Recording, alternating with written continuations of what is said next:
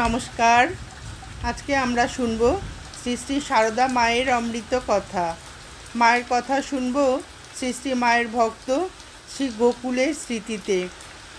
ইংরাজি 1909 সাল অক্টোবর মাস। তখন সবেমাত্র উদ্বোধন অফিসের গোপাল নিয়োগী লেনস্থ বাটিটি নির্মিত হইয়াছে এবং আমি 10-12 দিন যাবৎ তথায় যাওয়া আসা করিতেছি। আজ কয়েক মাস হইল শ্রী শ্রী মাতা ঠাকুরানী এই নব বাটিতে শুভ পদার্পণ করিয়াছেন। শ্রীমৎ স্বামী শারদানন্দজি নিচে অফিসের সম্মুখের ঘরে আছেন। স্বামী স উদ্বোধনের কার্যাধ্যক্ষ জ্ঞ মহারাজ, সহযোগী কার্যাধ্যক্ষ এবং ব্রহ্মচারী গ মহারাজ সাধারণ তত্ত্বাবধায়ক। আমি সকাল 9-10টার সময় আসিয়া জ্ঞ মহারাজের নিকট হইতে কার্তিক মাসের উদ্বোধন লইয়া পাঠ করিতেছি।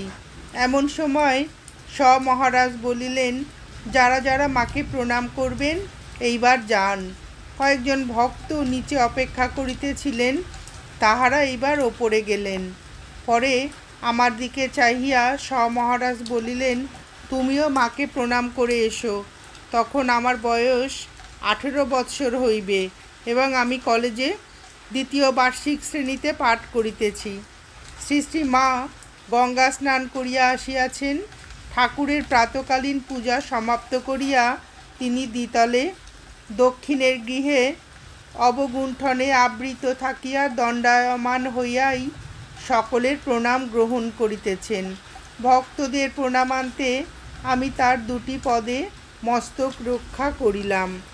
উঠিতেই তাহার সেবায়েত ব্রহ্মচারী ল মহারাজ আমায় চলিয়া যাইতে আদেশ করিলেন এবং আমার পশ্চাৎ পশ্চাৎ আসিতে লাগিলেন। আমরা যখন সিঁড়িতে নামিতেছিলাম তখন আমি তাহাকে জিজ্ঞাসা করিলাম, যাহাকে প্রণাম করিলাম উনি কে? ব্রহ্মচারীজি উত্তর করিলেন, পরমহংসদেবের নাম শুনেছেন? উনি তার স্ত্রী। আমি ধারণা করিতে পারি নাই শ্রী শ্রী ঠাকুরের স্ত্রী এতদিন বর্তমান থাকিতে পারেন। অল্প দিন মধ্যেই শ্রী শ্রী মা জয়রামবাটিতে প্রত্যাবর্তন করেন। তৎপূর্বে আমি 2-1 বার তাকে দর্শন ও প্রণাম করিবার সুবিধা পাইয়াছিলাম, কিন্তু কোনো কথাবার্তা হয় নাই।